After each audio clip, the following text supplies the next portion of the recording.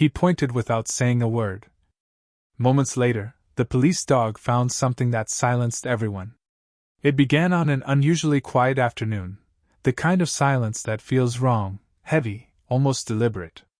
The sun was bright, yet the air carried an unspoken tension, as if something dark hid behind the calm. In the middle of that stillness stood a little boy, barefoot, dusty, and trembling, staring at a police patrol car parked near the edge of an old dirt road. His eyes didn't blink, and his lips didn't move. But what he did next would shake an entire town to its core. The boy didn't speak a single word. Instead, he slowly lifted his small hand, pointing toward a cluster of trees just beyond the road. His motion was hesitant yet precise, a silent signal meant for someone who could understand more than words. And that someone was not a person. It was a police dog, a well-trained German shepherd named Rex. At first, the officers thought the boy was just lost. But Rex didn't. The dog's ears twitched, his muscles tensed, and within seconds, he began to pull forward, nose low, tail stiff. Something was wrong. Something was there. Before we uncover what Rex found hidden in those woods, take a moment to tell us, from which beautiful country are you watching this story? Red Heart. If you love your country, tap that like button, share this video, and comment your country's name below. Let's see which country's viewers stand strongest in kindness and courage today. Now, back to our story. The boy's name was Malik. Barely 7 years old, yet his face carried the kind of fear no child should ever know. His clothes were torn, and his small hands shook as he tried to keep his balance on the uneven road. He didn't say a word, not because he didn't want to, but because he couldn't. Something had stolen his voice, maybe for a few hours, maybe forever. The officers followed Rex as the dog began to move faster, pulling them deeper toward the trees. The air grew colder there. The sunlight faded beneath the thick canopy. And though the forest looked ordinary from afar, it hid an unsettling stillness, the kind that warns of something alive, something waiting. Rex sniffed the ground, then suddenly froze. A low growl rumbled from his throat. His handler knew that sound. It wasn't alert, it was warning. There was danger ahead. The officer looked back at Malik, who still stood silently near the roadside. The boy's wide eyes followed the dog's every move. It was as if he already knew what Rex was about to find, and didn't want to see it again. A few minutes later, the dog led the team to an old shed covered in vines and rusted metal sheets. The door hung loose, half broken, half forced shut. The smell of decay hung in the air, something rotten, yet faintly human. The officers' steps grew slower, their breathing heavier. And there, in that moment, the world seemed to pause. The boy on the road had stopped breathing, his small chest trembling. His eyes filled with tears as if memory itself had become too heavy to hold. Something had happened in that shed. Something he had witnessed, or barely escaped. The officers approached carefully. The door creaked open, each sound cutting through the stillness like a blade. Rex barked once, sharp, urgent, and then went silent again, staring at something inside. And that's when the first officer saw it. A torn piece of cloth. A rope. And beside it, something that looked disturbingly like a shoe, too small for an adult. It was enough to make even a veteran officer step back. The shed's darkness seemed to breathe. Every shadow looked alive. The smell of fear and damp would mixed into something unforgettable. Whatever was hidden there had been there for a while, long enough to leave behind traces of pain, but not long enough to be forgotten. Outside, Malik stood motionless. But deep in his eyes, you could see the truth, a memory replaying over and over again. He wasn't just pointing to danger. He was pointing to his past. Rex barked again, this time moving toward the back of the shed. The officers followed, flashlights cutting through the gloom. And then, a soft noise, barely audible. It wasn't the wind. It wasn't an animal. It was something human. Faint breathing. Someone was alive. The officers froze. One motioned for silence, while Rex pawed at the ground near a pile of wooden planks. They moved them aside, one by one, until a pale hand appeared beneath the debris. It was shaking. Weak. but alive. A young woman lay there, bound by ropes, her face covered in dirt and dried tears. She blinked, struggling to open her eyes, and then collapsed into the officer's arms as Rex barked wildly for help. The radio crackled. Backup was called. Paramedics were on their way. But while the team rushed to save the woman, Malik still hadn't moved. He just stood there, silent, staring at the shed. And that's when one of the officers noticed something strange. Malik's wrists, faint bruises, small cuts, like rope marks. His shoes missing. His shirt, torn in a way that didn't look accidental. He hadn't just found the crime. He had been part of it. The realization struck like lightning. The woman inside wasn't the only victim. Malik had been there, too, trapped, scared, watching something no child should ever see. And somehow, he had escaped, or been let go. But why? As the officers tried to talk to him, Malik turned his gaze away and began to back up slowly. His eyes darted to the trees. The forest seemed to breathe. Each rustle of leaves, each faint crack beneath a distant foot, felt alive, deliberate. The air carried the weight of something unseen, something that watched but didn't want to be found. The police officers froze in place, their flashlights cutting weak tunnels through the darkness. Rex stood firm at the edge of the tree line, growling low, his instincts burning with alarm. Malik hadn't moved an inch. He stood near the dirt road, staring toward the woods with wide, tear-filled eyes. The faint wind pushed against his torn shirt, but he didn't shiver. It was as if his body remembered fear too deeply to react anymore. His silence wasn't just the absence of words, it was the sound of something broken inside him. The officers tried calling his name, softly at first, then louder. But Malik didn't blink. His gaze remained locked on that dark stretch of forest, where the air seemed thicker, and the sunlight refused to enter. Something, or someone, was still out there. Minutes later, backup arrived. Ambulances, more patrol cars, yellow tape marking the area. The rescued woman was rushed away on a stretcher, whispering faint words the officers couldn't fully understand. But even in her half-conscious state, she kept pointing toward the woods, the same direction Malik had. Her trembling hand repeated the gesture until the doors of the ambulance closed. Inside the shed, investigators worked in silence. They found signs of a long stay, discarded food wrappers, ropes, an old lantern, and what looked like a child's drawing nailed to the wall. It was rough, drawn with crayons, but clear enough to chill anyone who saw it. Two stick figures stood under a large tree, one tall, one small. Between them was a strange shape, almost like a dog. And behind them, drawn in red, was something that looked like eyes. Not one pair, but many. Malik had drawn it. Outside, the boy sat quietly on a step near the patrol car. A paramedic tried to check his pulse, but he flinched, pulling his hand away. His eyes darted toward the trees again, scanning, waiting. Somewhere deep inside him, he knew it wasn't over, that the evil he had escaped hadn't gone far. As night approached, the forest changed. The soft gold of afternoon turned to the deep gray of evening. Crickets began to hum, and the shadows melted together until the path ahead vanished completely. The officers decided to search one last time before dark. They formed a small unit, two with flashlights, one with a radio, and the handler with Rex leading the way. Malik stayed behind, wrapped in a blanket, still silent. Rex sniffed the air, muscles tense, tail straight. He led them past the shed, deeper into the woods. The ground was uneven, scattered with broken branches and patches of mud. But then they saw it, footprints. Small ones? Bare feet. Could be Malik's, one officer murmured under his breath. But the size didn't match exactly. These were smaller, uneven, as if the person had been dragging one leg. They followed the tracks deeper, until the forest began to close in on them. The trees grew denser, their roots twisting like bones beneath the soil.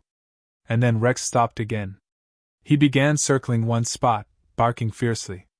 The sound echoed through the stillness, cutting through the night like a siren. The officers rushed closer, shining their flashlights at the ground, and saw something buried beneath the leaves. A box. Old, wooden, almost like a chest. Its lid was nailed shut. They pried it open. Inside lay children's clothes, neatly folded, some stained with dirt, others torn. Beneath them, a single photograph. It showed 3 children standing outside what looked like the same shed. One of them was Malik. The other 2, no one recognized. A chill swept through the officers. Whoever had done this hadn't just kept people locked away, they had kept memories. Trophies.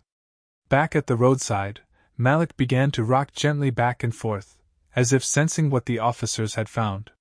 His eyes glazed over with tears that never fell. Somewhere behind his silence lived a story too terrifying to tell. The officers radioed for further support, but the signal crackled weakly. The forest seemed to swallow their voices whole. And then, suddenly, the radio picked up a faint whisper. Not static. Not interference. A voice. Soft. Almost childlike. Don't make noise! The words came through once, broken, fading, and then gone. The handler looked at the device, eyes wide. The other officers froze. It couldn't have been Malik. He hadn't spoken a single word all day. But the voice, it sounded eerily like his. They turned back toward the road, and froze. Malik was no longer there. The blanket lay folded neatly on the step where he had been sitting. The patrol car door was still open. But the boy was gone. Rex barked wildly, pulling free from his leash, sprinting into the darkness. The officers followed, yelling his name, their flashlights slicing through the trees. The forest felt endless now, each direction the same, each step heavier. And then, through the shadows, a sound echoed, faint crying. A child's cry. But not from fear. From something deeper. From despair. They followed it, running, tripping over roots and fallen branches, until the sound stopped. Dead silence again. The flashlight beams caught something ahead, a figure standing beneath an enormous tree. Small. Barefoot. Still. It was Malik. But there was something different this time. He was holding something in his hands. Something metallic that glinted under the beam of light. The officers approached carefully, hearts pounding, and saw what it was. A locket. Covered in dirt. Old. He raised it slowly toward them, his eyes wide and lost. And then, for the first time, he spoke. His voice was barely a whisper, hoarse, trembling, the voice of a child who had seen too much. He said, "He'll come back tonight."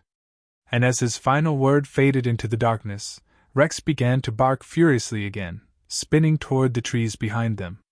The forest came alive with noise, branches breaking, footsteps running, something moving fast. The officers turned their lights toward the sound, weapons drawn. But what they saw between the trees made their blood run cold. A tall shadow, thin, the night deepened into a kind of darkness that felt alive, as if the forest itself was breathing. The wind whispered through the trees, carrying fragments of broken sounds, footsteps, distant echoes, the faint rustle of something large moving slowly through the undergrowth. Every officer felt it now, this wasn't a normal search anymore. It was something else. Something that belonged to the night. Rex stood rigid, tail stiff, every muscle tense. His bark wasn't loud anymore, it was low, measured, cautious. His instincts screamed danger. The handler knelt, placing a hand on the dog's back, feeling the tremble beneath the fur. Whatever was out there, was close. Malik stood by the base of the large tree, clutching the old locket tightly in his hand. His face was pale under the flashlight beam, his eyes lost in a faraway stare. That small piece of metal, rusted, dented, and cold, seemed to mean something more than anyone could yet understand. The lead officer took a step toward him, speaking softly, trying not to startle him. But Malik wasn't looking at the officer. He was staring past him, into the darkness behind. And then he whispered again, barely audible. "He's here." The words sent a shiver through every person present. The air felt heavier suddenly, as if the forest had drawn a deep breath and refused to let it out. The flashlight beams darted in every direction, slicing through the mist, revealing only emptiness, until one caught something moving. A shape. Human. Faint. Watching. The handler shouted for backup, but the radio only gave static. The forest was a cage now, cutting them off from the world beyond. The shadows shifted again, closer this time. Rex lunged forward, barking ferociously, pulling against his leash with violent force. The handler could barely hold him. The sound echoed through the trees, each bark bouncing back like ghostly replies. Then silence. Not the quiet of peace, the quiet that follows before something breaks. The tall figure stepped out from behind the trees, barely visible except for the faint gleam of moonlight on its outline. A man, or something like one. His clothes hung in tatters, his face hidden beneath a hood, his hands long and thin. He stood there, motionless, watching. Malik gasped and stumbled backward, pressing his back against the tree. His breathing turned ragged. The officers moved closer around him, forming a protective circle, flashlights aimed. "Stop!" one of them shouted into the dark. The figure didn't move. Rex growled deeper, pulling again. His fur bristled, teeth bared. And then, the figure spoke. A low, almost whispered tone. "Leave the boy." That voice, hoarse, broken, like something dragged through years of smoke and pain. The officers shouted again, but before they could advance, the figure turned and ran, and possibly fast, deeper into the woods. Rex tore free from his handler's grip and bolted after him. The forest exploded with noise, barks, snapping branches, heavy footsteps crashing through mud. The handler followed, shouting the dog's name, but the darkness swallowed them both. The remaining officers stayed with Malik, who had fallen to his knees, shaking violently. He clutched the locket so tightly that blood trickled down his small fingers. One officer knelt beside him, gently prying it from his hand. When they opened it, their hearts froze. Inside were two tiny photographs, both children. A boy and a girl. The boy was Malik. The girl, no one recognized. On the opposite side of the locket's casing, scratched into the metal with something sharp, were words so faint they almost disappeared under the light. "Find us before he does." The forest swallowed more sounds, a distant bark, then silence again. The handler and Rex were gone. The team called out, voices echoing into the dark, but no response came back. One of the officers took Malik's hand, urging him toward the patrol car at the road's edge. But the boy resisted. His eyes were still locked on the woods. "He always comes back," he murmured under his breath, his voice shaking. "He finds us when it's dark." No one dared to ask what he meant. Hours later, the search for the handler and Rex continued under floodlights and drones. The area was cordoned off, but every camera feed showed the same eerie pattern, static interference, as if the forest itself refused to be seen. The shed was sealed. The surrounding woods scanned. But there was no trace of them, no footprints, no signs of a struggle. Only silence. When dawn finally broke, the first rays of sunlight painted the trees gold again, yet nothing felt bright.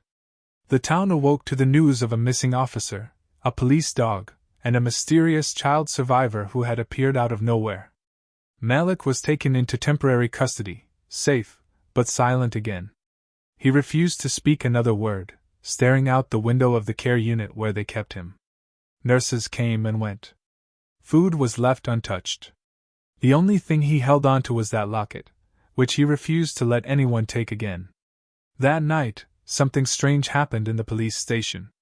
One of the surveillance screens, the one pointed toward the forest's perimeter, flickered on by itself. The feed was dark, foggy, but faintly visible. A man was standing there again, at the same spot where the handler and Rex had vanished. Behind him, barely visible, something moved in the shadows. A shape, large, low to the ground. Then, a sound came through the monitor's weak speakers. A growl. Familiar. Rex. The man turned slowly toward the camera, as if he knew he was being watched. His face came into focus, pale, hollow-eyed, expressionless. And in his hand, something hung by a strap. The handler's police badge. The screen went black. The officers rushed to the site immediately, but when they arrived, there was nothing. No man, no dog, no footprints. Only a single item resting on the dirt where the man had stood, a child's drawing. It showed the same two stick figures again, one tall, one small, standing beneath a tree. But now the dog was gone. The drawing was fresh. The crayon marks still soft to the touch. Back at the care unit, Malik woke up screaming for the first time. He pointed toward the window, trembling, his eyes wide with terror. The nurse rushed to calm him, but when she looked outside she saw it too, faintly illuminated by the moonlight, a tall shadow standing near the fence. Motionless. Watching. And in that moment Malik whispered the words that no one in that town would ever forget. "He said he'll take the rest of us next." The nurse froze. Because the sun never truly rose that morning. The sky turned gray, heavy with mist, as if the light itself refused to touch the town. The police station was restless, phones ringing, radios hissing, officers whispering in low, uncertain tones. Everyone was talking about the same thing: the figure caught on the surveillance footage, the missing officer, and the silent boy who seemed to know more than anyone dared to ask. Malik sat in a corner room of the local child protection unit, staring blankly at the floor. He hadn't eaten. He hadn't spoken. The only movement he made was the slow turning of the small silver locket in his hand, over and over again. The sound of it clicking faintly between his fingers echoed in the quiet room like a heartbeat. Outside, Detective Harper, the lead investigator, was reviewing the footage again. Each frame played like a ghost film, static, flicker, shadow. When the figure lifted the badge toward the camera, Harper paused the video, zooming in. Something about the man's hand caught her attention. It was burned. The skin looked twisted, scarred, as if melted by fire long ago. Her stomach sank. She knew that mark. Years ago, there had been a man in this very town, a caretaker at a now abandoned children's shelter. His name had long been erased from the system after a mysterious fire destroyed the place, taking several children with it. Only 2 had survived, both too young to testify. One of them had been sent away for adoption. The other had disappeared. Harper turned to the window of the observation room. Malik sat there, small and fragile, turning his locket. She knew now. He wasn't just another victim. He was the survivor. The fire had happened 8 years ago. Malik was 5 back then. The man, the one who called himself Uncle Ray, had promised the orphans food, stories, and safety. But behind those walls, he hid something monstrous. When the shelter burned down, people said it was an accident. But Harper had read the reports. The doors had been chained shut from the outside. Ray's body had never been found. And now, here he was again. Burned, twisted, alive, and watching. By afternoon, Harper decided to try one last time to reach Malik. She entered the room slowly, sitting across from him. Her voice was soft, careful. "You remember him, don't you?" she said. Malik didn't look up. "You saw him last night," Harper continued. "The man in the woods?" Still nothing. She leaned closer. "He can't hurt you now. You're safe here."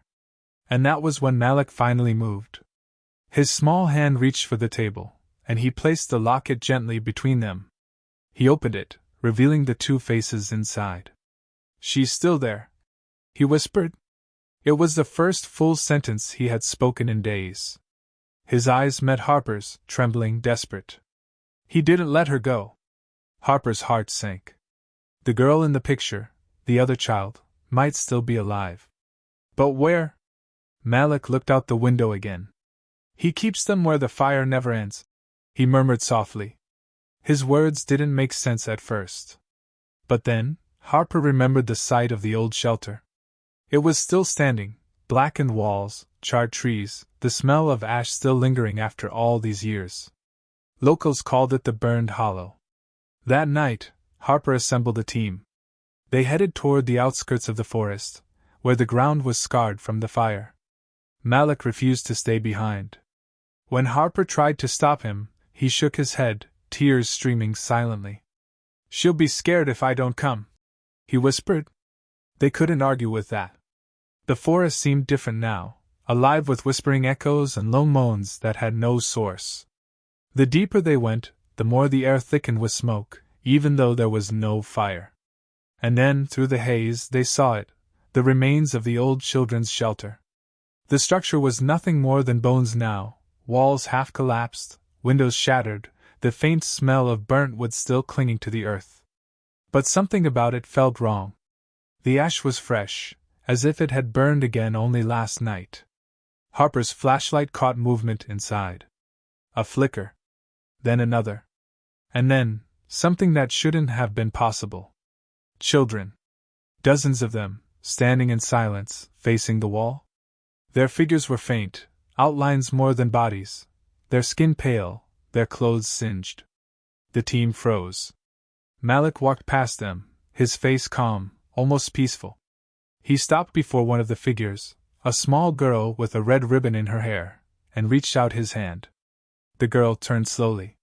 Her face was clean, unburned. Her eyes wide and sad.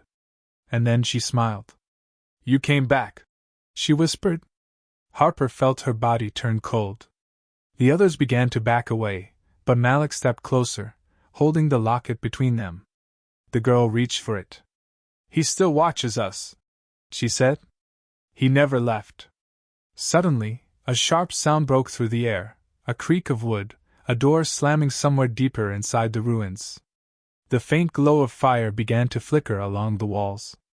The smell of smoke grew stronger. Harper yelled for everyone to get out, but the fire spread unnaturally fast, swallowing the air in thick orange light. Malik didn't move. He stood frozen as the girl stepped backward, fading into the flames. "Find us before he does," she said, her voice echoing the same words carved into the locket. Harper ran forward, grabbing Malik, pulling him out just as the roof caved in behind them. The team stumbled into the open field, coughing, gasping, the fire roaring higher, but then suddenly, it was gone. The flames vanished. The building was whole again, blackened, untouched by fire. But Malik was no longer in Harper's arms. She spun around, calling his name. Nothing. The other officers searched frantically, shouting into the mist. No footprints. No sound. No sign of him. Only the faint smell of smoke, and the sound of a child's laughter drifting through the trees. Harper dropped to her knees, staring at the ashes that weren't burning. Her hands shook as she looked toward the horizon, where the first stars began to appear. Somewhere out there, Malik was alive. Or maybe, he had never really left that place at all. The forest fell silent once again. And at the edge of the trees, just barely visible in the darkness, a shadow stood watching. Its face burned. Its eyes hollow. And in its hand, the silver locket gleamed faintly in the moonlight. Malik disappears inside the haunted remains of the shelter, and the shadow reclaims the locket, signaling the past isn't finished yet. The world after the fire felt unreal, like a dream slipping into nightmare. The ruins of the old shelter were quiet again, coated in gray dust and ghostly smoke that rose without a source. Detective Harper stood there long after the others had left, watching the stillness, her body trembling from exhaustion and disbelief. Malik was gone. She replayed the moment over and over in her mind, the flames, the girl in the red ribbon, the whisper. "Find us before he does." Every detail gnawed at her sanity. The forest was supposed to be lifeless, but every breath she took carried the faint sound of laughter, children's laughter, echoing faintly through the trees. Back at headquarters, Harper pored through the shelter's old records. The building had burned down 8 years ago, but the files told a darker story. The man who ran it, Raymond Keller, had a history no one knew. He'd been reported multiple times for child abuse and disappearance suspicions, yet every case had been dismissed. Each time, the reports vanished, erased from the system by someone higher up. And one note stood out. Subject 13, Behavioral Study Incomplete. There were no names listed, but the attached photo was unmistakable. A little boy with wide, dark eyes and a faint scar on his left wrist, Malik. Harper's heart sank. Malik hadn't just survived the shelter. He'd been part of an experiment. According to the report, Keller had been working under a private foundation obsessed with testing the resilience of fear.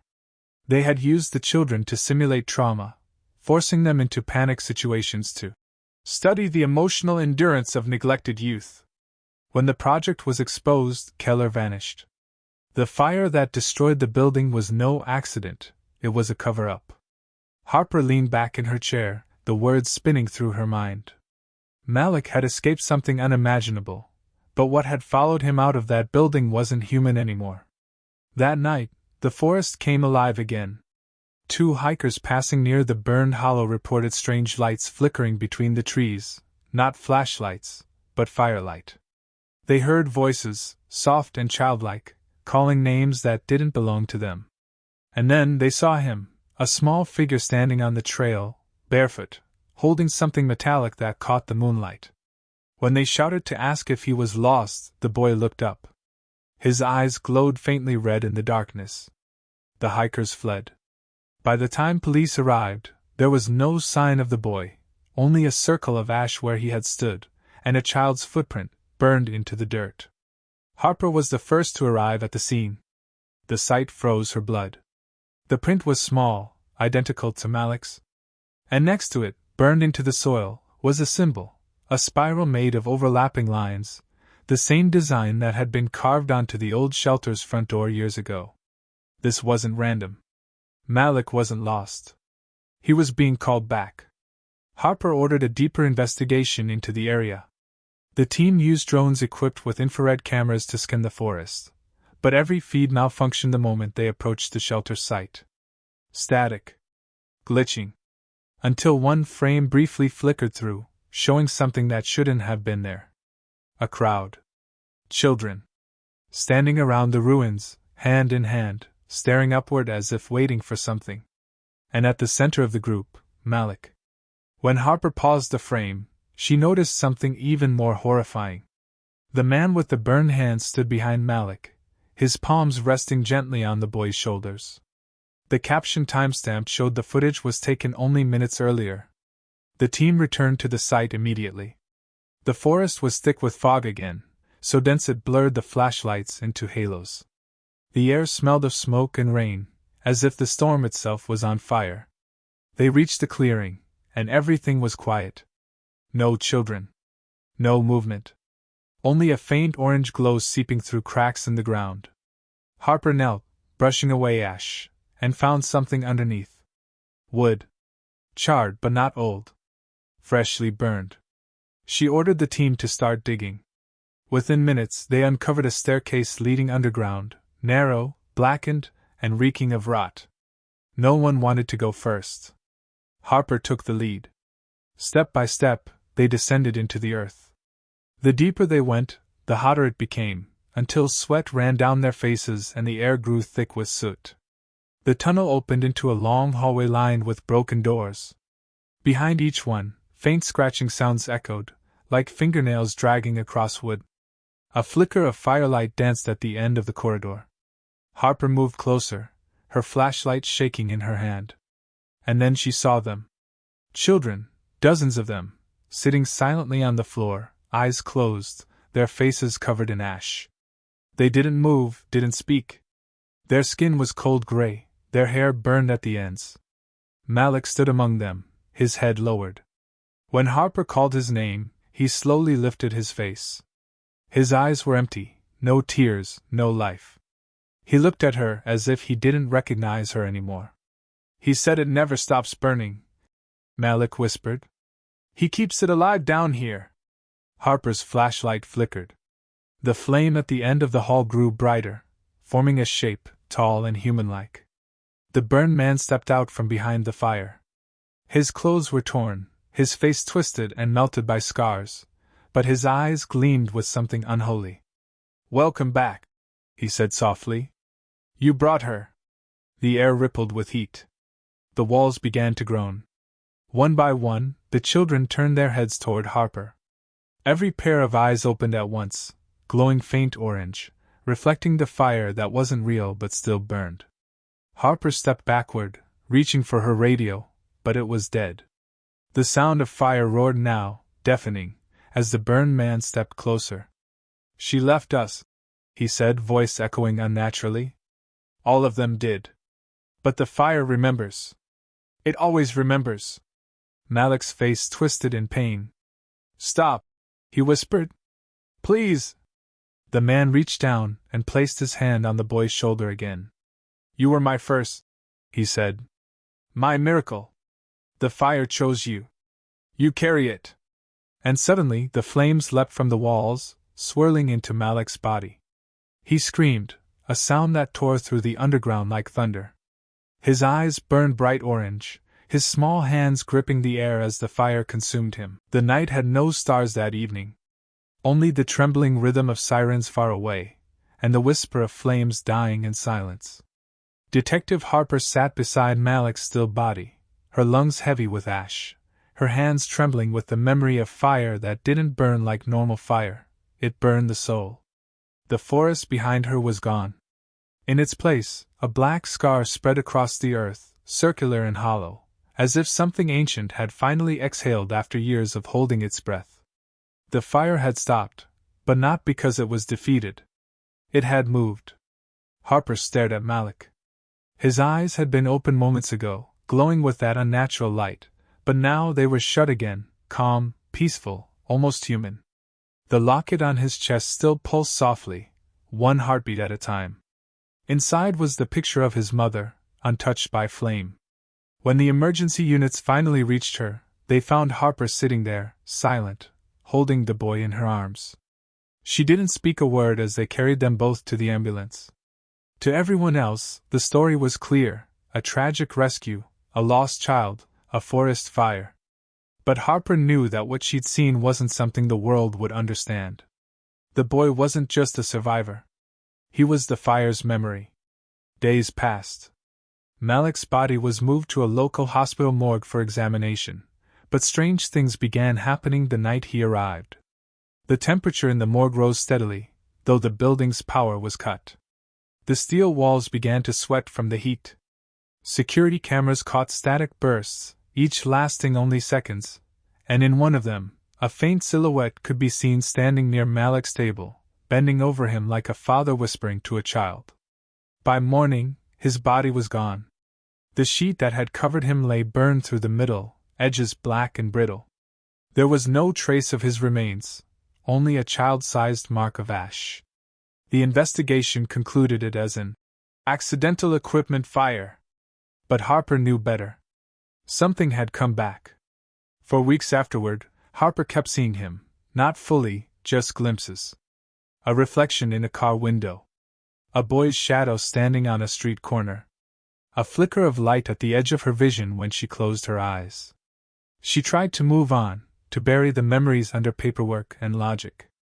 But one evening, she received a small envelope at her doorstep. No return address.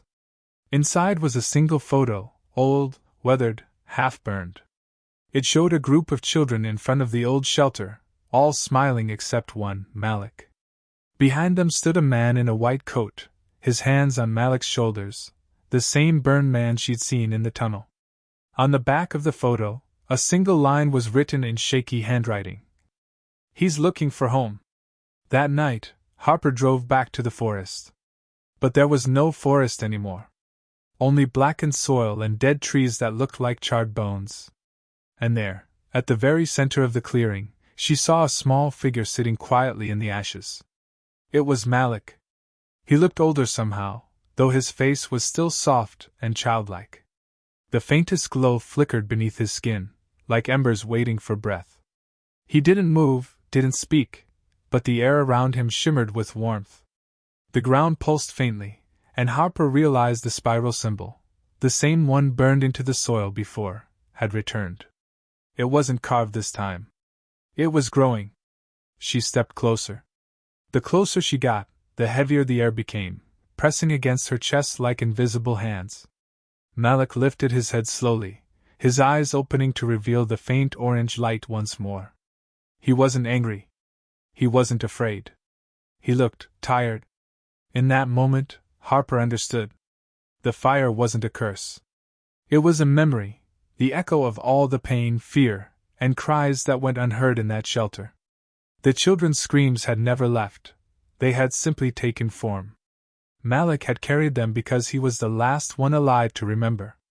The fire had burned through him, yes, but it had also protected him. It had chosen him as its voice. And now, it wanted to rest. Harper knelt down beside him, tears stinging her eyes. The ash beneath her knees was warm, pulsing like a heartbeat. She whispered words she didn't even understand, a promise to end what should have ended long ago. Malik blinked once, and smiled. For the first time. A faint wind passed through the clearing, stirring the ashes. The spiral of fire beneath him glowed brighter, then began to dissolve into tiny sparks that lifted into the night sky, swirling upward like stars returning home. Malik's body shimmered with light, his edges dissolving like smoke. And then, he was gone. The clearing went still. No heat. No sound. Just cold air and peace. Harper sat there until dawn, watching the sunrise spread over the blackened forest, painting it gold. It was over. But deep down, she knew stories like this never really ended. Because fire, no matter how gentle, always leaves something behind. Months later, the world moved on. The forest was replanted, the investigation forgotten. Harper retired early, moved to a quiet seaside town, and tried to rebuild her life. But one evening, as she walked along the pier, she noticed something, a small child standing by the railing, staring out at the waves. He was barefoot, wearing a faded gray hoodie. And hanging from his neck was a small silver locket, glinting faintly in the setting sun. When Harper blinked, he was gone. Only a thin wisp of smoke drifted where he had stood, rising gently into the twilight sky. She smiled sadly, whispering to the wind, "Rest now, Malik. The fire's finally home." The waves crashed softly against the shore, and somewhere far in the distance, for just a heartbeat, a warm orange glow flickered across the horizon, like a final goodbye from the boy who once burned the darkness. A story of pain, courage, and the fire that remembers.